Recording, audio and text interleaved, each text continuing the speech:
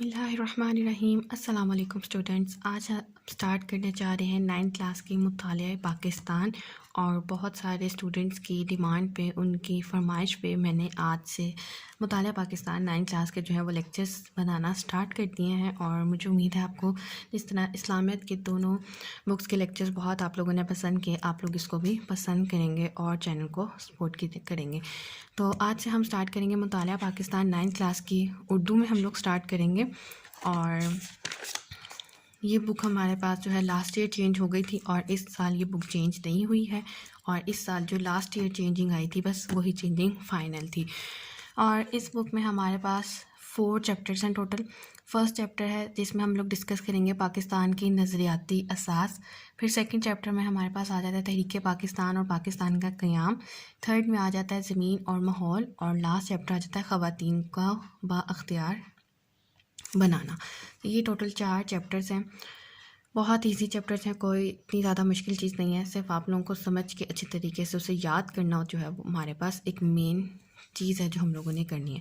تو آج سے ہم لوگ سٹارٹ کریں گے اپنا پہلا چیپٹر، اور روزانہ کی بنیاد پہ ہر ایک ٹاپک، 1 سے 2 ٹاپک جتنا ایک لیکچر میں انسان کور کر سکتا ہے ہم اتنا ڈسکس کریں گے، اس کو اسی پوائنٹ آف ویو سے ریڈ آؤٹ کریں گے، MCQs شارٹ آنسرز دیکھیں گے، اور جو اس میں تو لانگ بھی بنے گا، جو ٹاپک لانگ کے لیے امپورٹنٹ ہوگا ہم اس کو لانگ کے پوائنٹ آف ویو سے تیار کریں گے۔ تو سب سے پہلے ہم لوگ کیا کریں گے کہ اس پورے ٹاپک کو جو کہ ایک لیکچر میں ہم ڈسکس کرنا ہوگا اس کو ریڈ آؤٹ کریں گے، اس میں سے کچھ امپورٹنٹ چیزیں دیکھیں گے جو MCQs اور شارٹ کے لیے امپورٹنٹ کنسیڈر کی جا سکتی ہیں بورڈ پوائنٹ آف ویو سے، اور اس کے بعد ہم چلیں گے ایکسرسائز کی طرف کہ جو ٹاپک ہم لوگوں نے پڑھا ہے اس میں سے ایکسرسائز کا کون سا شارٹ ہے اور کون سا لانگ ہے جو ہمارے پاس آ سکتا ہے۔ تو چلیں سٹارٹ کرتے ہیں اپنے آج کے چیپٹر 1 سے۔ باب 1، پاکستان کی نظریاتی اساس، آئیڈیالوجیکل بیسس آف پاکستان، اور اس میں سب سے پہلے ہمارے پاس آج کا ٹاپک ہے نظریے کی تعریف، ماخذ اور اہمیت۔ تعریف کو ہم انگلش میں کہیں گے ڈیفینیشن، ماخذ کو ہم لوگ کہتے ہیں سورسز، اور اہمیت کو ہم لوگ کہتے ہیں significance of ideology, importance of ideology. بڑے صغیر میں پاکستان کے نام سے ایک آزاد ریاست کا قیام 20ویں صدی کا اہم ترین واقعہ ہے۔ اس واقعے کے پیچھے ایک مضبوط نظریہ کار فرما تھا۔ نظریہ کے لیے انگریزی میں آئیڈیالوجی کا لفظ استعمال ہوتا ہے۔ اب یہ 2 لائنز جس میں ہم لوگوں نے جو پڑھی ہیں، اس میں یہ دیکھیں پاکستان کا قیام کس صدی کا ایک اہم ترین واقعہ ہے، 20ویں صدی کا، تو یہ ہمارے پاس ایک MCQ بن سکتا ہے امپورٹنٹ۔ اس کے بعد ہمارے پاس ایک اور MCQ انہی 2 لائنز میں سے کلیئر کیا جا سکتا ہے کہ نظریے کے لیے انگریزی میں کون سا لفظ استعمال کیا جاتا ہے، تو اس کا آنسر ہمارے پاس آ جائے گا آئیڈیالوجی۔ تو اس 2 لائنز میں سے ہمارے پاس 2 MCQs نکل سکتے ہیں۔ آگے آ جاتا ہے ہمارے پاس نظریہ، اس میں ہم لوگوں نے ڈسکس کرنی ہے آئیڈیالوجی کی ڈیفینیشن، اور کافی ساری ڈیفینیشنز آئیں گی اور مختلف طریقے سے انہیں لکھی ہوں گی، تو ہم لوگوں نے ٹرائی کرنا ہے کہ میکسیمم ڈیفینیشنز ہم لوگ لرن کر سکیں۔ نظریہ، پہلے دیکھتے ہیں کہ نظریہ ہے کیا۔ نظریے کو انگلش میں ہم کیا کہیں گے، آئیڈیالوجی۔ لفظ نظریہ اپنی تعریف اور معنی کے لحاظ سے ابتدا ہی میں سماجی دانشوروں کے درمیان اختلاف رائے کا باعث رہا ہے۔ مختلف ادوار کے مکاتب فکر اور محققین نے اسے اپنے اپنے انداز میں بیان کیا ہے۔ اب یہاں سے ہمارے پاس امپورٹنٹ چیز سٹارٹ ہوتی ہے، معنی کے لحاظ سے نظریے سے مراد۔ اب معنی کے لحاظ سے کوسچن 2 طریقے سے پوچھا جائے گا۔ پہلا، معنی کے لحاظ سے نظریے سے کیا مراد ہے، تب اس کا آنسر آپ کیا لکھیں گے کہ معنی کے لحاظ سے نظریے سے مراد سوچ یا مقصد ہے۔ یہاں تک ایک چیز آ گئی معنی کے لحاظ سے۔ آگے وہ پوچھ رہا ہے اصطلاحی لحاظ سے، اصطلاحی معنوں میں نظریہ کی تعریف اس طرح بھی کی جا سکتی ہے، اور اصطلاحی معنوں میں یہ جو ہمارے پاس 4 ڈیفینیشنز ہیں یہ ساری اصطلاحی بنیادوں پر۔ وہ جو پیچھے ہمارے پاس تھا وہ جو کچھ ورڈز تھے وہ معنی میں تھے کہ معنی کے لحاظ سے نظریے سے مراد سوچ یا مقصد ہے۔ آگے مین اور امپورٹنٹ چیز جو آ جاتی ہے وہ ہمارے پاس آ جاتی ہے اصطلاحی معنوں میں نظریہ کی تعریف کس طرح کی جائے گی۔ پہلی دیکھیں، کسی شے کو وجود میں لانے کے لیے ذہن میں جو سوچ، فکر اور نقشہ ابھرتا اور قائم ہوتا ہے نظریہ کہلاتا ہے۔ تو یہ ہمارے پاس پورا پارٹ جو ہے نا شارٹ کوسچن کا حصہ ہے۔ سیکنڈ آ جاتا ہے کسی بھی مقصد کے حصول کے لیے بنایا گیا فکری خاکہ نظریہ کہلاتا ہے. اب یہ ہمارے پاس یہ والی چیز جو آتی ہے MCQ کے لیے بھی امپورٹنٹ ہے. آپ سے پوچھ سکتا ہے کہ فکری خاکہ بنانا کیا کہلاتا ہے؟ نظریہ.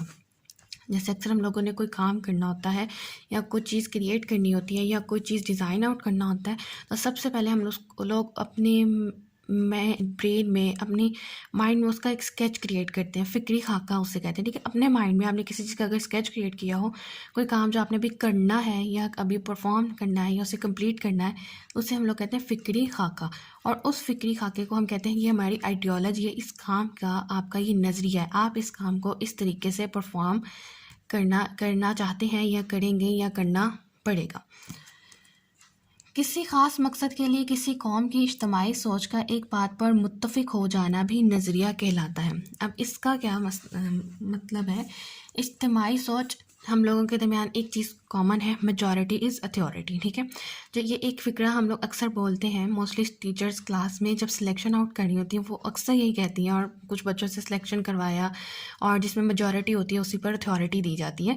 فار ایگزامپل اگر میں نے کہا کہ میں نے ایک ٹیسٹ اس اسٹیٹ کو لینا ہے لیکن کچھ بچوں کی رائے ہے کہ یہ ٹیسٹ اس اسٹیٹ کو کنڈکٹ ہو، اس اسٹیٹ میں نہیں، تو کیا ہوگا؟ ووٹنگ کروا لی جائے اور جس اسٹیٹ پہ زیادہ بچوں کی میجورٹی ووٹ آؤٹ کرے گی، یعنی کہ اجتماعی سوچ یہ ہوگی کہ اس اسٹیٹ پہ یہ ٹیسٹ کنڈکٹ ہوگا، تو وہ کیا ہو جائے گی؟ اجتماعی سوچ. ایک کلاس کی اجتماعی سوچ یعنی کہ جو میجورٹی، تو جو میجورٹی ہوگی، جو اجتماعی سوچ ہوگی، اکٹھی سوچ ہوگی، وہی ہمارے پاس مین اس کا رزلٹ آئے گا، آئیڈیالوجی ہوگی مین. تو جو مائنورٹی میں ایک دو نے کہا کہ نہیں بھی اس ڈیٹ کو ٹیسٹ کنڈکٹ ہوگا، تو وہ اتنا زیادہ کنسیڈر نہیں کیا جائے گا. تو میجورٹی از اتھارٹی، یعنی کہ کسی قوم کی اجتماعی سوچ، اکٹھے ایک ہی سوچ پہ آپ متفق ہو جاتے ہیں تو وہ نظریہ کہلاتا ہے. ایسی بات جو لوگوں کو متحد کر کے اس کے حصول کی کوشش پر آمادہ کر دے، نظریہ کہلاتی ہے. ٹھیک ہے، کوئی ایسی بات جس سے تمام لوگ آپس میں متحد ہو جائیں اور اس کی کوشش پر لگ جائیں، اسے ہم لوگ کیا کہیں گے؟ نظریہ، آئیڈیالوجی. تو آئیڈیالوجی کی 4 ڈیفینیشنز ہیں اور 4 کی 4 ہی امپورٹنٹ ہے. ٹرائی کیجئے کہ چاروں آپ کو یاد ہو جائیں، لیکن اگر نہیں یاد ہوتی تو ایٹ لیسٹ آپ کو کوئی ایک ڈیفینیشن لازمی آنی چاہیے اصطلاحی معنوں میں سے. اور پیچھے جو ہم لوگوں نے دیکھا تھا وہ تھا ہمارے پاس سمپلی ایک معنی اس کا ایکسپلین کیا تھا، مراد تھا اس سے کہ سوچ یا مقصد کو ہم لوگ نظریہ کہتے ہیں. اچھا، لاسٹ میں وہ کیا کنکلوڈ کرتا ہے کہ نظریہ سے مراد ایسا ضابطہ یا پروگرام ہے جس کی بنیاد فلسفہ اور تفکر پر رکھی گئی ہو اور انسانی زندگی کے مختلف پہلوؤں مثلاً سیاسی، معاشرتی اور تہذیبی مسائل کے حل کے لیے کوئی لائحہ عمل بنایا گیا ہو. لاسٹ پہ اس نے کیا کہہ دیا کہ کوئی ایسے بنیادی فلسفہ یعنی کوئی فلسفی یا کوئی تفکر پر کوئی رکھی گئی بات جو انسان کو مختلف پہلوؤں، چاہے وہ سوشلائزنگ کوئی پوائنٹ آ جائے، کوئی پولیٹیکل پوائنٹ آ جاتا ہے، کوئی آپ کے پاس تہذیب بھی مسائل کے حل کے لیے کچھ آپ کوشش کرنے لگ جاتے ہیں، تو وہ سب کچھ آپ کے پاس culture related, political related, social related, وہ آپ کے پاس ایک آئیڈیالوجی آ جاتی ہے. یہ ہمارا نظریہ تھا. یہ ہمارے پاس ہے چیپٹر کا انٹروڈکشن، اور انٹروڈکشن ہی اس چیپٹر کا بہت امپورٹنٹ ہے. ڈیفینیشنز ہیں، شارٹ کوسچنز ہیں اور MCQs بھی بن سکتے ہیں. آگے آج کے ٹاپک کو ہم ڈسکس کرنے جا رہے ہیں جو کہ ہمارا آج کے لیکچر کا لاسٹ ٹاپک ہوگا، نظریہ کے ماخذ یعنی کہ سورسز آف آئیڈیالوجی.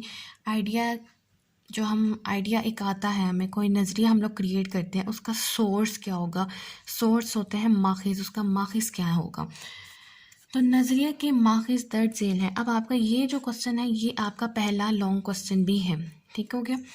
اور پہلے ہم ریڈ آؤٹ کرتے ہیں، پھر میں بتاتی ہوں آپ لوگوں کہ آپ لوگوں نے اگر مکمل طور پہ تو کچھ بچے یاد نہیں کر سکتے، تو ان بچوں کے لیے جو شارٹ یاد کرنا چاہیں گے تو میں آپ کو مارک کرواؤں گی کہ آپ نے کہاں سے کہاں تک جو ہے وہ تیار کر لینا اس کو. پہلا پوائنٹ آ جاتا ہے مشترکہ مذہب، کامن ریلیجن.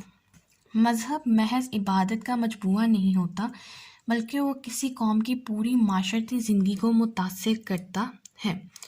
19ویں صدی میں بڑے صغیر پاک و ہند میں کئی ہندو تحریکوں مثلاً آریہ سماج اور برہمو سماج وغیرہ نے جنم لیا. جن کا مقصد ہندو ازم کی اشاعت اور مسلمانوں کو نیچا دکھانا تھا. تو یہ لائن جو میں نے انڈر لائن کی ہوئی یہ ہمارے پاس امپورٹنٹ ہے, آپ لوگ اپنے پاس انڈر لائن کر لیجئے. آریہ سماج بانی پنڈت دیانت سروستی نے تو حد کر دی تھی. اس نے شودھی کے نام سے ایک پروگرام شروع کیا جس کا مقصد غیر ہندوؤں کو زبردستی ہندو یعنی شودھی ہندو ذہن کے مطابق پاک صاف بنانا تھا. برہمو سماج کا بانی راجا رام موہن رائے بھی مسلم دشمنی میں مسلمانوں کے خلاف تقریر کرتا تھا. کانگریسی دور حکومت 1937 to 1939 نے اس خیال کو مزید پختہ کر دیا کہ متحدہ ہندوستان میں مسلمانوں کے لیے اپنی مذہبی شناخت اور پہچان کو برقرار رکھنا مشکل ہوتا جا رہا ہے. تو اس ٹاپک کے اندر سے ایک امپورٹنٹ MCQ تو یہ آ جائے گا کہ کانگریسی دور حکومت کب سے کب تک تھا, 1937 to 1939. اور برہمو سماج کا بانی کون تھا؟ راجا رام موہن رائے. یہ ہمارے پاس ایک MCQ آ گیا. اور ایک ہمارے پاس آئے گا MCQ کہ غیر ہندوؤں کو ہندو بنانے کے لیے جو تحریک شروع کی تھی اس کا نام کیا تھا؟ تو شودھی اور سنگٹن کی جو تحریک تھی وہ سٹارٹ ہوئی تھی, لیکن یہاں پہ ہمارے پاس انہوں نے صرف شودھی کی تحریک کا جو ہے وہ ڈسکس کیا. آگے آ جاتا ہے ہمارے پاس مشترکہ سیاسی مقاصد یعنی کہ کامن پولیٹیکل آبجیکٹیوز. مشترکہ سیاسی مقاصد کی بدولت دنیا کی کئی اقوام نے اپنی آزادی کی جدوجہد کی.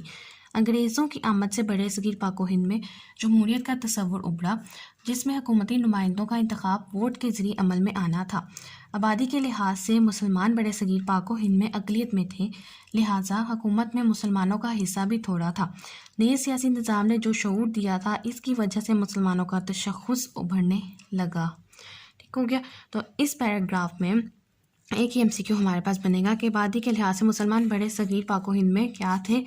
تب مسلمان بڑے صغیر پاک و ہند میں اقلیت میں شمار کیے جاتے تھے. تھرڈ پوائنٹ آ جاتا ہے مشترکہ تعلیمی مقاصد کامن ایجوکیشنل آبجیکٹیوز.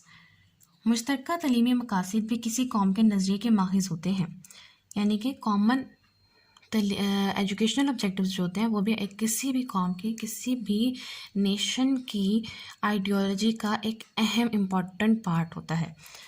انگریزوں نے بڑے صغیر پر قبضے کے بعد ایسا نظام تعلیم متعارف کروایا جس میں انگریزی زبان کو مرکزی حیثیت حاصل تھی. اس پر مسلم علماء نے رد عمل کا اظہار کرتے ہوئے انگریزی زبان سیکھنے کو خلاف اسلام قرار دیا. بیشتر مسلمانوں نے نئے نظام میں تعلیم کو رد کر دیا. یہ سب ایک نظریے کی بنیاد پر ہوا اور وہ نظریہ اسلام تھا. اب ایک چیز جو ایک دو چیزیں ہمارے پاس MCQs کے لیے امپورٹنٹ کنسیڈر کی جا سکتی ہے وہ یہ کہ مسلمانوں نے کس نظریے کی بنیاد پہ ان سب چیزوں کو جو تھا وہ رد کیا تھا. ایک نظریہ اور وہ کیا تھا ہمارے پاس اسلام. مسلمانوں کا نظریہ کیا تھا؟ اسلام. 2 نیشن تھیوری ان کا شروع سے یہ آئیڈیالوجی آئی تھی. اور ایک اور ہمارے پاس اس میں بن سکتا ہے کہ انگریزوں نے جب نظام تعلیم متعارف کروایا تھا تو اس میں کس زبان کو مرکزی حیثیت حاصل آئی تھی؟ تو وہ آ جاتا ہے ہمارے پاس انگریزی زبان. فورتھ آ جاتا ہے ہمارے پاس مشترکہ معاشی مقاصد یعنی کہ کامن اکانومک آبجیکٹیوز. مشترکہ معاشی مقاصد بھی کسی قوم کے نظریے کے ماخذ ہوتے ہیں. 1857 کی جنگ آزادی کے بعد انگریزوں کی ہمدردی حاصل کرنے کے لیے ہندو انگریزوں کو یہ بات سمجھانے میں کامیاب ہو گئے کہ جنگ آزادی میں مسلمانوں کا کردار زیادہ تھا اور مستقبل میں بھی مسلمان دوبارہ اس قسم کی کوشش کر سکتے ہیں. اس کے نتیجے میں انگریزوں کا رویہ مسلمانوں کے ساتھ سخت ہوتا چلا گیا اور معاشی طور پر مسلمانوں پر ظلم جاری رہا. مسلمانوں کو نظر انداز کر دیا گیا. ان تمام وجوہات کی بنا پر مسلمانوں کے لیے کاروبار اور تجارت کے مواقع ختم ہو گئے, لیکن انہوں نے اپنے نظریے کو نہ چھوڑا. یہ تھا ہمارے پاس کامن اکانومک آبجیکٹیو یعنی کہ معاشی مقاصد. معاشی طور پہ آپ کا کیا ایک کامن آئیڈیالوجی آپ کی کیا تھی؟ تو اس میں جو ہمارے پاس امپورٹنٹ چیزیں وہ دیکھتے ہیں کہ جنگ آزادی کب ہوئی تھی؟ 1857 میں.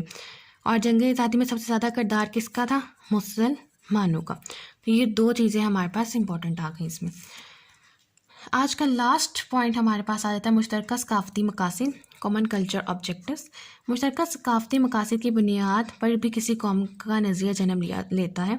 انگریزوں کے ہندوستان پر قبضے کے وقت اردو کو سرکاری زبان کی حیثیت حاصل تھی. یہ بھی ہمارے پاس امپورٹنٹ پوائنٹ آ سکتا ہے اور یہ ہے کہ اردو کو سرکاری زبان کی حیثیت حاصل تھی انگریزوں کے ہندوستان پر قبضہ کے وقت. برطانوی حکومت میں جب ہندوؤں کا حکومتی سطح پر عمل دخل بڑھا تو انہوں نے اردو کی جگہ ہندی کو سرکاری زبان کا درجہ دلوانے کی کوشش کی. اردو کیونکہ عربی رسم الخط میں لکھی جاتی تھی. اچھا، یہ بھی ہمارے پاس امپورٹنٹ کنسیڈر کیا جا سکتا ہے کہ اردو کی رسم الخط کیا ہے، تو وہ ہمارے پاس رسم الخط اس کی عربی ہے، لہٰذا اسے اسلام اور مسلمانوں کے قریب تصور کیا جاتا تھا، جبکہ ہندی دیوناگری رسم الخط میں لکھی جاتی تھی. لہٰذا ہندوؤں نے اردو کی جگہ ہندی کو سرکاری زبان کا درجہ دینے کا مطالبہ کیا. مسلمانوں کو ہندی پڑھنے لکھنے پر عبور حاصل نہیں تھا.